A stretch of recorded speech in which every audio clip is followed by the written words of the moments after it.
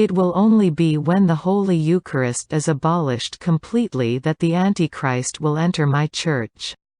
March 15, 2014. My dearly beloved daughter, as the apostasy ripples through my Church, the greatest test of all, will be placed before all those who serve me, from within it. The crises within my Church on earth will mean that many priests will suffer from a terrible dilemma. The faith of many of them has already been shaken, and they will have to choose whether or not they want to accept a new substitute doctrine, which will replace the Word, or remain loyal to the true faith. Even the most devout amongst them will be overwhelmed by the loud voices of the impostors, and they will begin to question the relevance of my teachings in the world today, where sin will no longer be declared to be of any significance. The way is being prepared for the seeds to be sown, and the son of Satan will soon be ready to embrace the new false church.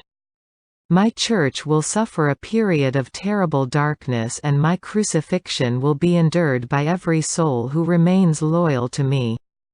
My enemies will make sweeping and radical statements, demanding that everything, which is insulting to my holy name, be declared acceptable in the eyes of my Church. Very few of the clergy will fight against the desecration because of the sin of cowardice, but know this. If they partake in false sacrifices, false sacraments and false teachings, which they will then try to foist upon my loyal followers, I will declare them to be no longer fit to stand before me. Much of the damage, which will be inflicted on the ordinary people, will be by the hands of those who have entered my Church by false means. When they tell you that my body means something other than my physical body, know then that the Holy Communion, which you will receive, will not be of me. You must never allow them to change the meaning of the Holy Eucharist. It will only be when the Holy Eucharist is abolished completely that the Antichrist will enter my Church and take over it. This is the day when you will know that the world of politics will merge with Christian churches everywhere, and that I will no longer be present within them.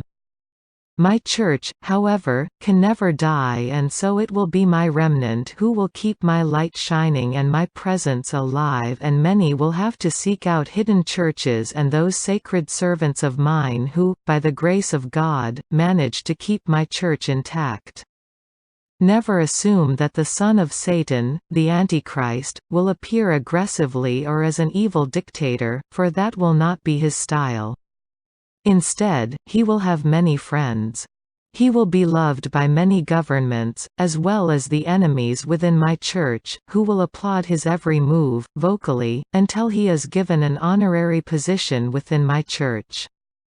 Cardinals, bishops and other members of my Church will speak of him constantly and praise him in their homilies. His power of seduction will be so great that it will be hypnotic.